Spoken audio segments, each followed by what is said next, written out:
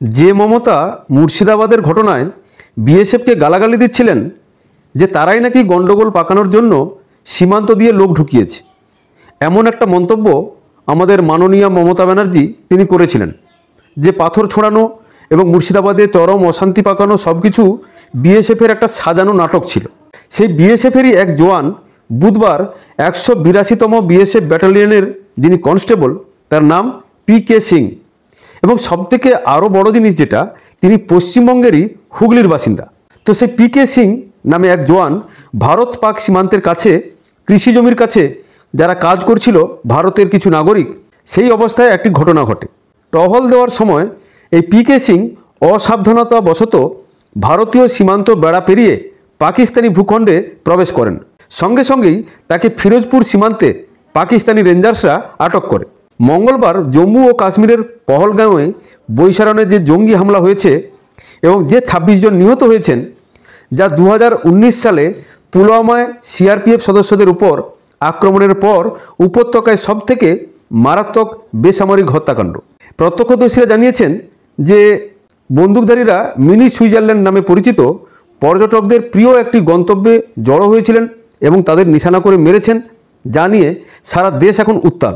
এখন এই উত্তাল হওয়ার মাঝেই এই পাক রেঞ্জার্সের হাতে যে বিএসএফ জওয়ান পিকে সাউ তিনি আটক হয়েছেন, ভুল করে সীমান্তের ওপারে যেতেই তাকে আটক করা হয়েছে। তবে ওই জওয়ানকে ফেরাতে উদ্যোগী হয়েছে ভারত। পাকিস্তানের সঙ্গে ফ্ল্যাগ মিটিংও করেছে ভারত। জানা যাচ্ছে যে তিনি ভুল করে সীমান্ত পেরিয়ে চলে গেছিলেন। জালোকে দুনা এই এলাকাটার নাম, যেখানে জিরো লাইনে মোতায়েন ছিলেন পিকে সাউ নামের ওই বিএসএফ জওয়ান। তিনি পশ্চিমবঙ্গের হুগলির বাসিন্দা। তিনি বুঝতে না পেরে পাকিস্তানের এলাকায় ঢুকে পড়েন, কিন্তু পাকিস্তানি সংবাদ মাধ্যম যে ছবি প্রকাশ করেছে তাতে AK-47 রাইফেল এবং জলের বোতল সহ ওই জওয়ানকে দেখা গিয়েছে। পরনে অবশ্য রয়েছে সেনার উর্দি।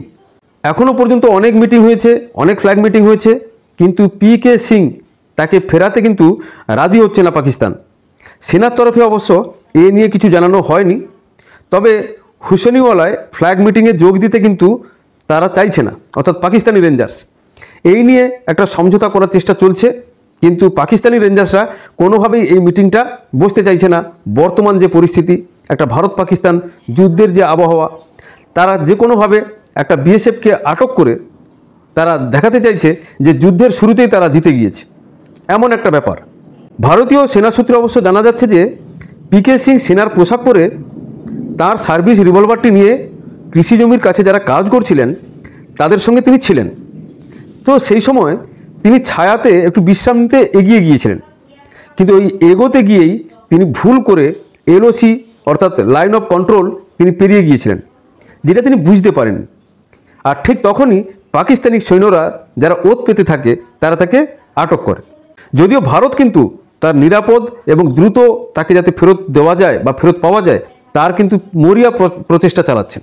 তবে জম্মু এবং কাশ্মীরের পহলগাঁওতে সাম্প্রতিক যে সন্ত্রাসবাদী হামলা হয়েছে, আপাতত এই দ্বিপাক্ষিক সম্পর্ক আদৌ তাকে ছাড়া হবে কি না সেটা কিন্তু সময় শেষ কথা বলবে।